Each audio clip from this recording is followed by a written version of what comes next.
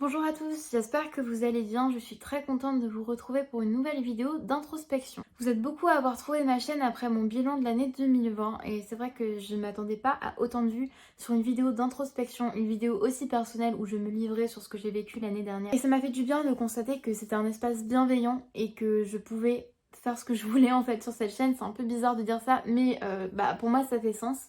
Et donc voilà, je suis contente de vous retrouver parce que ces derniers temps j'avais envie de vous filmer une vidéo d'introspection et je ne savais pas trop sur quel thème. Et en fait je me suis fait la réflexion suivante, c'est que si je ne sais pas de quoi parler en vidéo d'introspection, c'est que je n'ai pas besoin de tourner une vidéo d'introspection pour le moment, puisque les thèmes que j'aborde avec vous en vidéo me viennent quand j'ai besoin d'en parler, quand j'ai envie de mettre des mots là-dessus et quand je sens que c'est nécessaire en fait. Parce que la première fois quand je vous ai parlé de mon rapport au regard de l'autre et de la confiance en soi, c'est parce que j'avais un peu peur par rapport à ma chaîne et j'avais besoin de m'exprimer là-dessus. Mon bilan de l'année, c'est parce que je ne passais pas forcément un bon moment pendant les dernières semaines de 2020 et il fallait que je remette tout ça en place, que je reparle de ce qui s'était passé, etc. pour avancer, même si évidemment il y a encore des choses que je dois digérer de cette année et des choses que je vais mettre du temps à digérer. Et si vous avez vu la vidéo, vous savez de quoi je veux parler. J'avais besoin de vous parler aujourd'hui de quelque chose d'assez positif. Comme je vous en ai parlé, ces dernières semaines étaient un petit peu particulières. Les dernières semaines de 2020 étaient pas trop faciles. On va dire que j'étais heureuse de passer du temps avec ma famille, les fêtes, etc. Mais je pense que je me suis un peu pris le contre-coup de tout ce qui s'est passé pendant cette année. Et forcément, les fêtes de fin d'année impliquent repenser à tout ce qui s'est passé. Ça a été une année difficile pour tout le monde. Moi, ça m'a fait repenser à ma mère qui n'était pas présente pour Noël avec nous. Enfin, ça m'a fait penser à beaucoup de choses et j'avoue que j'étais assez triste. Et surtout, et c'est un peu le thème de la vidéo, je n'avais aucun objectif. J'étais incapable de me projeter en fait. Et moi qui vis beaucoup dans la projection, ça a été assez difficile. Puisque en fait, je vais pas revenir trop là-dessus, mais j'ai arrêté la prépa en novembre. J'ai un peu rien fait pendant un mois et demi. Au départ, c'était bien parce que j'avais besoin de temps pour moi pour réfléchir à tout ce qui s'était passé en prépa, pour me remettre un petit peu des difficultés, etc. Parce que c'est vrai que c'était une période très stressante de ma vie et je ferai une vidéo à ce sujet plus complète pour vous parler un peu de mon expérience si ça peut aider parce que moi avant d'aller en prépa je me suis beaucoup renseignée sur les vidéos à ce sujet, que ce soit par exemple de clarinette, etc. Et je pense que témoigner pour mon expérience qui ne s'est pas bien passée, ça peut être une bonne idée. Non pas pour dégoûter les gens de la prépa, mais pour donner mon propre avis qui est bien particulier parce que il dépendait aussi beaucoup de ma situation personnelle. Tout ça pour dire que à force d'avoir autant de temps pour moi à ne rien faire, je ne l'investissais plus du tout dans les choses que j'aimais puisque là j'avais vraiment un mois pour lire, écrire, jouer aux Sims. Je reprends l'exemple dont je vais parler dans le vlog parce que j'ai déjà tourné le vlog et vous le verrez ensuite. Et en fait moi-même je me suis rendu compte que j'avais plus du tout envie de faire ces choses-là puisque comme j'avais tout mon temps pour les faire, je me disais bon je les ferai plus tard et au final plus tard j'avais pas envie et donc je dormais et donc je me laissais un peu vivre, je me laissais vraiment porter par tout ce qui se passait autour de moi. Si mon père voulait aller se balader, je le suivais, etc. Et en soi ça c'était très chouette. Mais je ne faisais rien dans mon coin, j'étais un petit peu isolée par rapport à ça. Non pas isolée par rapport à ma famille, mais juste, je voyais que mon père travaillait par exemple, et moi j'étais là à la maison, un peu comme un fantôme, à attendre un petit peu que le temps passe. Donc c'est vrai que la perspective de mon service civique qui a commencé en début d'année, c'était quelque chose qui me motivait, parce que même si j'étais très stressée à l'idée de le commencer, parce que c'est la première fois que je travaille de ma vie, voilà, ça s'est bien passé et je savais que j'allais de toute façon atterrir dans un endroit accueillant avec des gens que je connaissais déjà au préalable, donc ça me permettrait de quand même, ne pas trop me lancer de façon dure, on va dire, dans la vie active, bien que ce ne soit pas un métier en tant que tel. Donc le service civique a commencé, ça s'est bien passé, ça m'a fait du bien de rencontrer des gens, ça m'a fait du bien de tous les jours pouvoir me lever. Bon, alors c'était un peu difficile de se lever à 6 heures après s'être couché à 3 heures du matin pendant un mois. Juste voilà, communiquer, voir des gens, ne pas rester chez moi toute la journée et je m'attendais vraiment à ce qu'il y ait un changement dès le début et que je sente que c'est bon, j'ai envie de faire d'autres choses, etc. Mais ça a mis un peu plus de temps. Je me suis rendu compte très vite qu'en rentrant le soir dans mon service civique, j'étais carrément motivée pour faire des trucs que je faisais plus. C'est-à-dire que là, j'ai beaucoup lu en fait en rentrant dans mon service civique. J'ai même réussi à écrire puisque voilà, ma journée est terminée. Je suis très contente d'avoir terminé ma journée parce que maintenant j'ai cette plage horaire pour moi. Et donc, puisque je sais que je vais bientôt devoir aller me coucher, je vais devoir bien investir mon temps pour faire les choses que j'ai envie de faire. Et donc, tout ça, ça motive parce qu'il faut vraiment. Du moins, c'est comme ça que moi je fonctionne et je sais pas si c'est la même chose pour vous, qu'il y ait une contrainte pour que je puisse vraiment apprécier le moment plaisir. Et je pense que c'est assez logique dit comme ça, mais peut-être que certaines personnes n'en ont pas besoin pour apprécier et bien gérer leur temps de plaisir. En tout cas, voilà, le truc c'est que je me suis vite rendu compte que j'étais pas encore très bien. Et en fait, généralement, quand je ne vais pas très bien, c'est que je me pose des questions sur certaines choses, qu'il y a des choses qui me tracassent en fait, et que je n'arrive pas à mettre le doigt dessus. Pourquoi? Soit parce que ça me fait peur de réfléchir au problème, parce que j'ai peur que ce soit encore plus stressant, soit parce que je suis vraiment incapable de savoir pourquoi je ne me sens pas bien. Ces dernières semaines, j'avais tendance à dire que je ne savais pas. C'était la deuxième option. Je ne savais pas expliquer pourquoi je n'allais pas bien. J'y mettais toute la meilleure volonté du monde, vraiment. Je disais, mais même à ma psy, mais j'aimerais bien savoir pourquoi ça marche pas en ce moment. Et au final, j'ai compris seulement après que c'était assez inconscient, mais c'était vraiment le fait que ma mère soit pas là pendant les fêtes, comme je vous l'ai expliqué.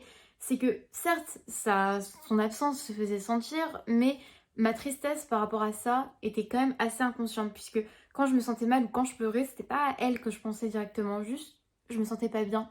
Et, et c'est tout. C'est parce que j'ai réfléchi ensuite que j'ai pu comprendre que les deux étaient liés et bah ça s'est aussi manifesté dans mes rêves, dans mes cauchemars, etc. Donc tout ça fait sens. Et le fait d'avoir accepté le fait que c'était pour ça que je me sentais triste, ça a été le premier pas vers une amélioration de mon humeur. Et c'est pour ça que j'ai tendance à dire que c'est très très important de réfléchir, de se poser des questions, de parler au sujet de pourquoi on ne se sent pas bien, d'essayer de trouver la raison. Parce qu'à partir du moment où on accepte que même si on aimerait que ce soit différent, même si j'aurais aimé ne pas être triste par rapport à ça, oui, c'est ce qui m'a rendue triste. Et voilà, maintenant c'est un fait, c'est là, c'est accepté et j'ose le dire. Et donc je peux passer à autre chose, je me dis que les fêtes sont terminées, certes ma mère me manque toujours évidemment, mais voilà, maintenant je vais passer à autre chose. Mais là après mon service civique, je sentais bien qu'il y avait quelque chose d'autre qui me taraudait un petit peu. Et en fait, j'ai seulement compris ce week-end que c'était vraiment mon orientation qui me posait problème. Et en fait, j'ai compris que même si je savais à peu près où je voulais aller l'année prochaine, je manquais de perspective. Et c'est le thème de cette vidéo. Je manquais de perspective parce que tout simplement, c'est assez difficile de savoir où on va déjà pendant cette année, après l'année 2020 et la pandémie. Là, je vois tous mes amis étudiants qui galèrent parce que c'est compliqué pour tout le monde et je sais que il y a beaucoup d'inégalités par rapport à ça. Moi, j'ai la chance vraiment de pouvoir voir du monde dans ma semaine, de pouvoir vivre avec mon père, etc. Mais je sais à quel point beaucoup d'étudiants sont isolés. Et ça fait vraiment très mal au cœur de voir cette situation sans pouvoir rien faire. En tout cas, juste je ne savais pas du tout où j'allais atterrir l'année prochaine. Je vais me réinscrire sur Parcoursup pour repartir à la fac. Et je sais que j'ai envie de tenter une fac de lettres. Mais à part ça, je ne savais pas du tout où aller. J'aimerais bien être dans la grande ville la plus proche de chez moi parce que j'ai aussi réfléchi beaucoup à ça pendant ma prépa. Bah oui, en fait, c'est bien de faire les études qu'on veut, mais à condition que le cadre de vie soit agréable. Et ça, je le prenais pas du tout en compte avant. Avant, j'étais dans une grande ville que j'aime beaucoup, dans laquelle ma soeur a vécu, et je m'attendais à ce que le cadre de vie soit génial. Mais avec le confinement, ça a été très difficile d'adopter cette ville comme la mienne. Ça a été très difficile de profiter des côtés cool de cette ville. Parce que tout simplement, il fallait soit être rentré à 20h chez soi, soit comme j'étais en prépa, les seuls temps que j'avais pour sortir, c'était plus possible parce que bar fermé, etc. Et comme j'habitais un petit peu loin du centre, c'était juste pas possible quoi. Donc quitte à ce que potentiellement à la rentrée de septembre prochain, on soit encore partiellement confiné ou partiellement avec un couvre-feu, ou si ça repart l'année prochaine, je préfère être près de mes proches, des personnes qui comptent le plus dans ma vie. Et être proche de chez moi, en fait, ça compte quand même. Même si avant, je pensais pas que c'était aussi important. J'ai quand même, pendant mes années lycée, fondé des amitiés très importantes à mes yeux. J'ai rencontré des gens merveilleux et je sais que ça n'arrive pas toujours, mais c'est vraiment des personnes avec lesquelles il y a un lien fort. Des personnes avec qui la communication est très simple et l'entraide est incroyable et juste, on se comprend. Et c'est des personnes que je veux pas perdre de ma vie. Et c'est vrai que là, c'est déjà un peu difficile parce que je suis rentrée en me disant, bon, je vais pouvoir plus voir mes amis, mais chacun continue sa vie, je suis la seule déscolarisée là en fait. Du coup, c'est vrai qu'on se voit moins que ce que j'avais anticipé, mais c'est pas grave du tout, puisque je sais que l'année prochaine, j'ai envie d'être dans une ville où je suis rassurée par la présence de gens que j'aime. Et même quand ce sera difficile, parce que ce sera forcément difficile psychologiquement, parce que je suis pas encore guérie de tout ce qui s'est passé, au moins j'aurai ce soutien-là. Et donc je serai pas comme en prépa en train de pleurer à 3h du matin au téléphone avec mon copain parce que je suis loin de tout le monde et parce que les gens que j'aime me manquent. Donc bref, j'avais envie d'aller dans cette ville. Mais mes questionnements ces dernières semaines, c'était mais très bien une licence de lettres dans cette ville, mais pour faire quoi? Je pensais vraiment que le fait de quitter la prépa, ça m'avait ouvert l'esprit par rapport à la réorientation, mais en fait, pas du tout. Puisque là de nouveau j'ai commencé à m'inquiéter, à me dire que j'avais fait le mauvais choix, que c'était une mauvaise idée, que se réorienter ça fermait toutes les possibilités d'avenir. Et je vous dis d'avance, si vous vous posez un peu ce genre de questions, c'est faux, c'est complètement faux. En fait je pense que j'étais pas non plus dans un mood pour chercher ce que j'avais envie de faire parce que j'avais tellement peur de trouver genre la licence idéale à Montpellier, donc à l'opposé de là où je vis. J'avais tellement peur de faire des recherches et de me dire non mais cette fac en fait elle est pas du tout faite pour moi et réaliser que il me faudrait partir. Après avoir été tellement rassurée dans le fait de partir dans la ville la plus proche de chez moi et d'être avec mon copain, d'être avec mes amis, d'être proche de ma famille, non, ça aurait été vraiment trop dur, ça aurait fait un coup au moral et j'avais pas besoin de ça en ce moment. Du coup, je sais pas chercher, mais en même temps, le fait de pas chercher, j'étais bloquée parce que je me disais cool, je vais faire une licence là-bas, mais pour faire quoi? Parce qu'en fait, la licence de lettres la plus intéressante, je trouve, c'est quand elle est couplée avec des options sympas. Alors, je n'y connais pas du tout en fac, donc si vous y connaissez, vous allez peut-être me dire l'inverse. Mais je sais que par exemple, dans une ville comme Lille, il y avait des options vraiment très très chouettes. Je crois qu'il y avait journalisme, qu'il y avait peut-être des cours même par rapport à l'école de journalisme, donc en commun, ou du moins un partenariat entre les deux. Qu'il y avait aussi, dès la première ou la deuxième année, des options d'édition, etc. Et très franchement, dans la fac de ma ville, les options, comment dire, je veux pas manquer de respect dans le sens où je pense qu'il y a quand même de très bons enseignants là-bas, mais c'était pas du tout ce qui m'intéressait quoi.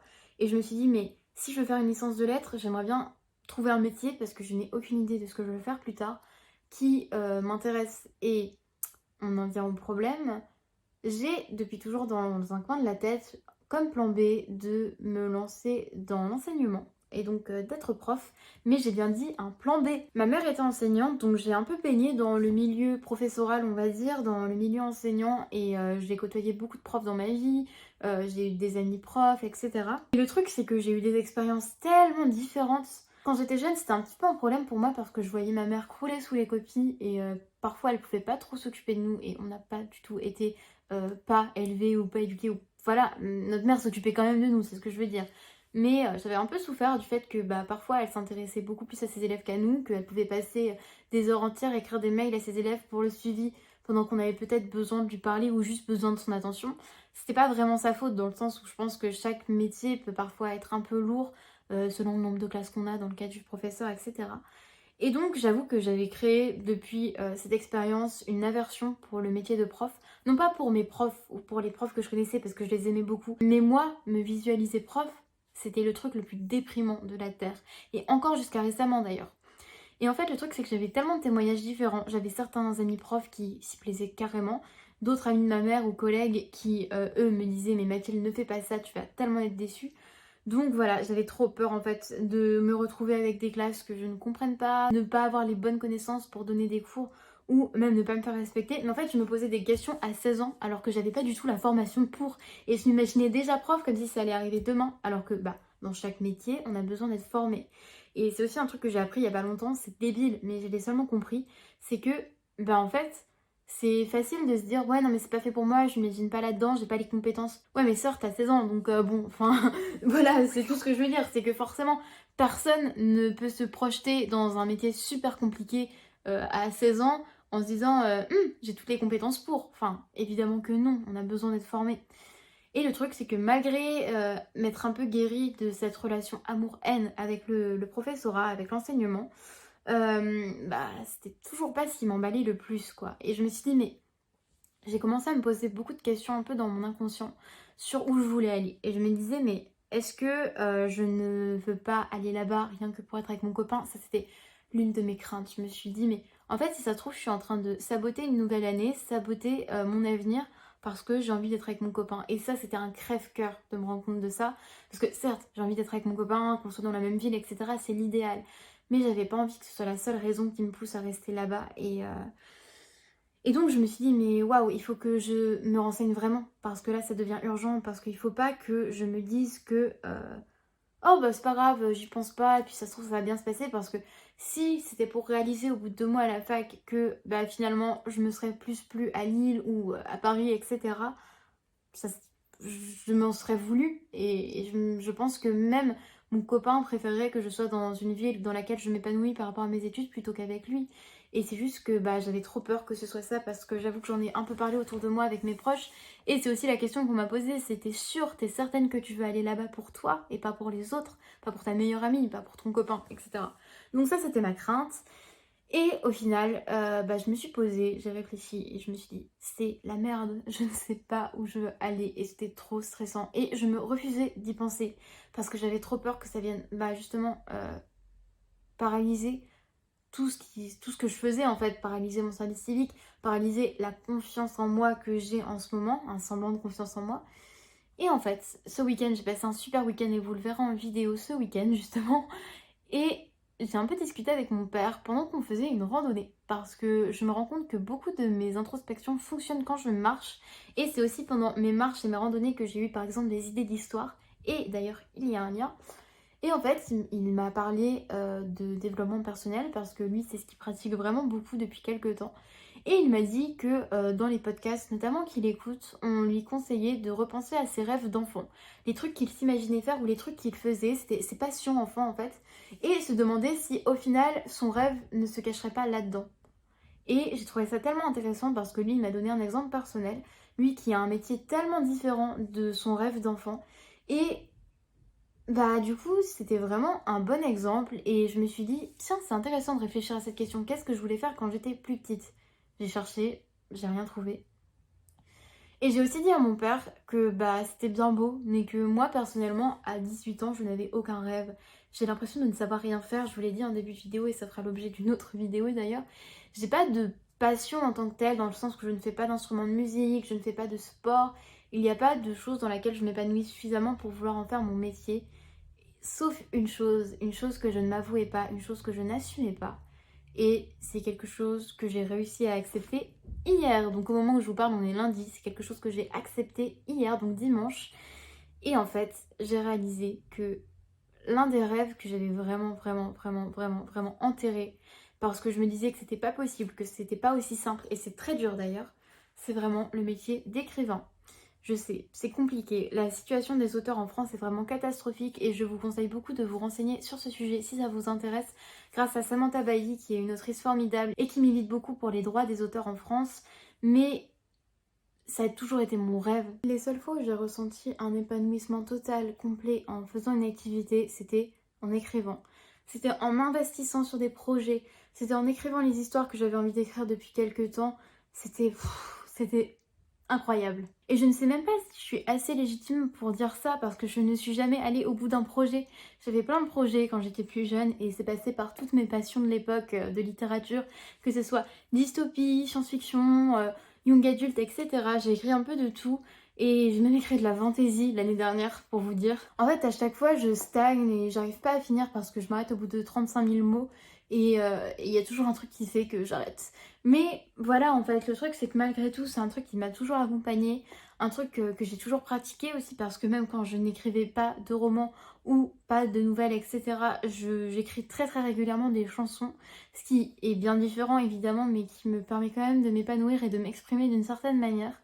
Et je suis passionnée par les mots, en fait, par l'usage des mots. Et en fait, j'ai osé le dire à mon père, qui était bien sûr au courant de tout ça, mais lui dire, mais en fait, ce que je veux faire, c'est un master de création littéraire.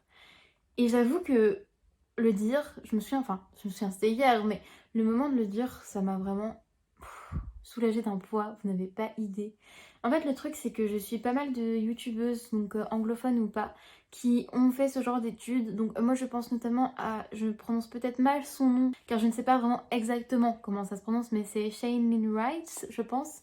Donc Shailene Bishop, qui a une chaîne qui est complètement dédiée à l'écriture et qui, elle, est canadienne et qui nous a parlé sur sa chaîne de son expérience dans une licence, là, cette fois-ci, et un master de création littéraire, donc écriture créative, etc. Et en fait, j'aime tellement ce système dans les universités anglophones. C'est très mal vu en France et je vous laisserai faire vos recherches. Mais en tout cas, depuis quelques années, il existe ce genre de master, donc ce n'est pas professionnalisant. On n'en sort pas avec une étiquette « Bonjour, je suis auteur » et une maison d'édition qui tout de suite fait publier vos textes. je pense qu'on peut aussi faire ce master sans réussir à publier ensuite. En tout cas, c'est vraiment un encadrement par des professeurs qui sont là pour vous donner des techniques, pour vous faire étudier certains textes, qui vous donnent des travaux d'écriture. Vous êtes entouré de personnes qui sont également passionnées par l'écriture. Et en fait, bah voilà, le fait que ça existe en France, ça m'a vraiment soulagée. Je me suis dit, mais c'est ça que je veux faire. Et donc je peux accéder à ça en postulant bien évidemment sur e-candidat avec ma petite licence de lettres. Donc ce serait pour dans quelques années, mais malgré tout, le fait d'avoir comme ça là une perspective qui s'est ouverte, vous n'avez pas idée à quel point ma vie n'est plus la même entre vendredi dernier et aujourd'hui par exemple. J'ai l'impression d'être légère, j'ai l'impression de savoir où je vais. Dans le sens où, du coup, rien n'a changé puisque je vais toujours en licence de lettres. J'y vais toujours dans la ville dans laquelle j'ai envie d'être, puisque là, j'ai plus trop la contrainte de et si jamais je m'engage, mais en fait, il n'y a pas les options qui m'intéressent, donc je suis condamnée à être prof sans pouvoir tenter autre chose, etc. Là, je sais que quoi qu'il arrive, je pourrais postuler pour un master et voilà, j'ai une perspective d'avenir. Je me suis beaucoup renseignée sur ce master ensuite, donc j'ai regardé notamment les vidéos de la chaîne d'Elodie Loret qui a fait un master de ce type à Toulouse, il me semble, et ses vidéos sont très bien, très explicatives. Il y a aussi beaucoup d'astuces si vous avez envie d'écrire et si vous avez besoin voilà, de conseils par rapport à l'écriture. Elle est vraiment géniale et elle m'a donné très très envie de tenter ce master. Et voilà, en fait, le fait d'avoir cette perspective, je voulais vous faire cette vidéo pour vous dire que c'est super important d'avoir une perspective. C'est important parce que généralement on a tendance à se perdre, ou du moins c'est mon expérience personnelle, mais pour en avoir parlé avec des gens autour de moi, je sais que c'est assez similaire à beaucoup. Le fait d'avoir au moins une seule perspective, ça attire d'autres perspectives en fait. C'est bonjour, je suis la perspective. Et là, il y a plein de perspectives qui tournent autour en mode quoi, une perspective? Et voilà, les perspectives copulent et ça fait plein de bébés perspectives. Mais bref, tout ça pour dire que puisque j'étais en paix avec moi-même par rapport à ce stress que j'avais qui était un peu dans le coin de ma tête mais que j'arrivais pas à assumer, ça m'a de nouveau donné des envies d'écrire. Je pense que c'était aussi l'une des choses qui me pesait beaucoup ces derniers mois. C'est que j'ai passé une partie du confinement à écrire. J'avais commencé le camp Nano, donc au mois d'avril. J'avais une idée d'histoire, etc. Même après le décès de ma mère, j'ai continué à écrire, même si c'était sur d'autres projets, etc. Et depuis cet été, mais c'est le néant, vraiment le néant. Cet été, j'étais un peu un légume entre toutes les soirées et toutes les larmes versées sur ma vie sentimentale. Mais ça n'est jamais revenu avec la prépa parce que j'étais trop occupée à pleurer sur ma vie d'étudiante. Et ensuite, j'étais trop occupée à pleurer sur les fêtes de fin d'année sans ma mère. Donc voilà, une année à pleurer et pas à écrire, les deux peuvent s'allier. Bon, voilà, ça c'était pour le trait d'humour. C'est peut-être pas très fun, mais en tout cas, ce que je veux dire, c'est que j'avais même plus envie d'écrire parce que je ne savais plus quoi écrire. Si l'écriture ne vous intéresse pas vraiment, peut-être que c'est un peu étranger pour vous, mais en tout cas, moi j'ai besoin de me sentir vraiment en connexion profonde avec mes personnages, avec mes intrigues, avec ce que je veux faire. Et en fait là, c'était tout juste aujourd'hui, je rentrais chez moi pour aller manger après ma matinée dans mon service civique, et d'un coup, une étincelle. Je me suis dit, mais je sais ce que je veux écrire. Et en fait, petit à petit, tout s'est mis bout à bout et j'ai compris que waouh, en fait, je tiens une idée que j'ai envie de développer, une idée qui tient la route, etc. Je ferai une vidéo pour vous en parler parce que j'ai vraiment besoin de vous parler d'écriture sur cette chaîne. Cette introspection parlait plus du coup de la réalisation de perspectives. Mais du coup, voilà, je vous en reparlerai, mais tout simplement, c'était pour vous dire que depuis, en fait, peut-être que je m'y prends un peu tôt et peut-être que c'est un peu ridicule parce que peut-être je me sentirais pas bien demain et que j'aurais sauté sur l'occasion pour vous faire une vidéo qui au final sera un peu invalidée. Mais je pense vraiment pas. Je pense que là j'ai tiré un trait sur mon bad mood de ces dernières semaines. J'ai trouvé quelque chose sur lequel je pouvais m'accrocher. Je sais que quoi qu'il arrive, même si peut-être que je vais de nouveau pas me plaire en licence ou voilà, s'il y a des changements, etc. Pour le moment, par rapport à ce que je veux faire, j'ai un objectif. Quand je suis entrée en prépa, j'avais pas d'objectif. Je savais pas si je voulais faire un an, je savais pas si je voulais tenter un concours, je savais pas quel concours, je savais pas. Bref, c'était le néant aussi total par rapport à ça. Et la prépa, c'est bien si vous avez un objectif, je pense. Vous pouvez y aller sans objectif pour voir ce que ça donne. Si ça vous plaît, tant mieux. Mais moi, j'y suis allée alors que je n'allais pas bien du tout psychologiquement. J'y suis allée alors que j'avais des TCA et ça, je crois que Clarinette l'avait un peu évoqué dans sa vidéo et j'aurais dû l'écouter. Même si, je suis quand même allée.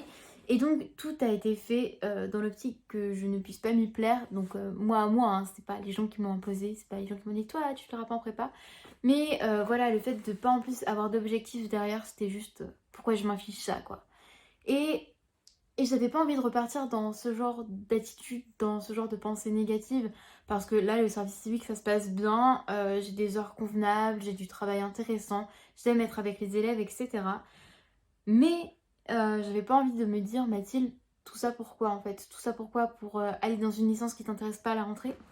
Donc bref, là j'ai une perspective et ça me fait tellement de bien et j'avais tellement envie de vous tourner cette vidéo pour vous envoyer du positif. Et par rapport à ces perspectives, je voulais aussi dire que, bah voilà, en fait, parfois on a l'impression de savoir rien faire, parfois on a l'impression de vraiment avoir aucun talent. Et bah, je dirais pas que parfois c'est le cas parce que c'est un peu violent, mais moi voilà, il n'y a pas vraiment de domaine dans lesquels je suis douée. Et ça me fait de la peine, même si je suis très contente pour ces personnes, de voir des gens autour de moi qui semblent réussir dans tout ce qu'ils font. Alors déjà, sachez que c'est l'impression que vous avez sur eux et que ces personnes sont généralement très perfectionnistes et ont l'impression de ne savoir rien faire non plus. Mais surtout, voilà, ne pas pouvoir m'épanouir dans un instrument, un sport, un art, parce que bah, j'aime bien peindre, mais je considère que j'ai aucun talent et je me mets généralement plus la pression pour me dire que oh là là, ça va être trop moche plutôt que de prendre du bon temps en peignant. Et du coup, c'est vrai que renouer un petit peu avec quelque chose que je sais faire, ça m'a aussi fait beaucoup de bien pour l'ego, tout simplement. Parce que non, je suis pas une conne incapable de faire quoi que ce soit. J'ai pas de talent. Je sais pas si c'est du talent que j'ai dans l'écriture, mais en tout cas, c'est une passion. Et ça, c'est sûr. Parce qu'écrire me met dans des états, mais de transe. De transe, c'est un peu bizarre de dire ça, mais des états juste de joie intensive, des états, oui, voilà, de flow, en fait, de passion. Et du coup, le fait d'assumer que oui, c'est ce que je veux faire, que oui, j'en suis capable, que oui, c'est ce dans quoi je m'épanouis. Donc oui, il y a quelque chose que je sais faire. Si vous voulez écrire, la première chose à faire, c'est juste écrire en fait, c'est s'y mettre. Et du coup, en fait, avoir une perspective, ça me permet aussi de ne pas me laisser piéger par le temps, puisque j'ai un peu un problème avec ça. Je déteste quand le temps m'échappe. Et c'est vrai que j'ai répété cette phrase, je crois, dans mon bilan ou dans une autre de mes vidéos. Mais j'ai dit en tout cas autour de cette semaine de Noël, puis après autour de la semaine du Nouvel An, que j'avais beau bah, n'avoir rien à faire avant mon service civique, j'avais l'impression que le temps m'échappait. Et si j'avais cette impression, et j'en ai parlé un peu en début de vidéo, c'est parce que j'avais tellement de temps pour faire tout ce que je voulais que je ne faisais rien. Et que donc mon temps, je ne l'investissais pas. Alors, apprendre avec des pincettes, parce qu'il faut toujours un peu nuancer ce genre de discours de productivité. Moi, je suis pas pour la productivité intensive, pour le fait de oh là là, tu n'as rien à faire, il faut absolument que tu fasses quelque chose. Je crois aussi que pendant le confinement, les gens qui n'ont pas vraiment investi leur temps dans quoi que ce soit, ce n'est pas grave, parce que on est en pleine pandémie mondiale, les gars. Enfin, genre, il faut aussi, je sais pas, baisser un peu la pression, ne pas s'en vouloir, essayer d'être gentil envers soi-même et comprendre que parfois, ne rien faire, ça peut faire du bien. Et ce que je veux dire, c'est que là, ne rien faire aurait pu me faire du bien, mais c'était pas le cas parce que j'étais pas tranquille avec moi-même. Si j'avais accepté que ouais, bah ouais, je fais rien pour l'instant, et puis c'est pas grave si aujourd'hui j'ai passé la journée à dormir, voilà, c'est que j'en avais besoin. C'est aussi parce que bah, je sentais que j'avais besoin d'autre chose. Et je pense qu'il faut trouver un équilibre juste entre le fait d'avoir besoin parfois de ne rien faire et la frustration que cela crée. Donc c'est ce que j'avais à vous dire dans cette vidéo. Elle était encore très personnelle, c'était vraiment une introspection là pour le coup, puisque c'était pas tant des conseils que je vous donnais par rapport au fait d'avoir des perspectives, mais plutôt vous témoigner de mon expérience. Et donc cette vidéo intéressera qui elle intéressera, hein, je sais pas du tout. En tout cas, encore une fois, j'ai parlé de la prépa, j'ai parlé de l'écriture, et si ces sujets vous intéressent, n'hésitez pas à me dire si vous avez envie de voir une vidéo à ce sujet. C'est à peu près tout ce que j'avais à vous dire. C'est aussi pour en fait poser cette vidéo là sur ma chaîne, comme ça c'est un témoignage de ma bonne humeur du moment. C'est une vidéo que je pourrais re-regarder par la suite et c'est pour ça que j'aime beaucoup ce format d'introspection, parce que c'est vraiment moi qui vous parle de moi et je peux voir mon évolution un peu à travers le temps. Et si jamais j'ai un coup de mouche, je pourrais moi-même me référer à cette vidéo et voir à quel point bah ce que je dis c'est pertinent, parce que c'est pertinent pour moi. Et voilà, en cas de découragement, je sais que au moins j'aurais eu la présence d'esprit de filmer un état d'esprit plus positif pour essayer de me dire Mathilde, quand même, en début de mois, t'arrivais quand même à avoir la pêche. Merci à vous d'avoir regardé cette vidéo jusqu'au bout si c'est le cas. Et merci aussi d'être aussi bienveillant, de me soutenir là-dedans, de me laisser parler. Parce qu'en fait là j'ai vraiment l'impression d'avoir oui un espace. D'avoir un endroit où je peux être moi-même, où je peux m'exprimer comme je le sens, où je peux laisser ma trace et ça vaut tout l'or du monde. Et peut-être que cette vidéo sera vue dans des années par quelqu'un qui ne me connaît absolument pas et qui verra que j'ai arrêté ma chaîne ou que je fais des choses bien différentes aujourd'hui. Et je veux juste te dire, en cet instant là, le 18 janvier 2021, que voilà, pour toutes les épreuves que j'ai traversées, pour mon deuil, pour ma santé mentale, pour tout ce que je vis dans ma vie en ce moment, c'est une bénédiction de pouvoir vous filmer tout ça et de pouvoir m'exprimer. Et que je suis d'ores et déjà plus heureuse d'avoir pu vous filmer cette vidéo, vous expliquer un petit peu ma vie en ce moment, vous parler de moi globalement, qu'avant de la faire en fait. Merci d'avoir regardé et moi je vous dis à très bientôt pour une prochaine vidéo livresque ou d'introspection.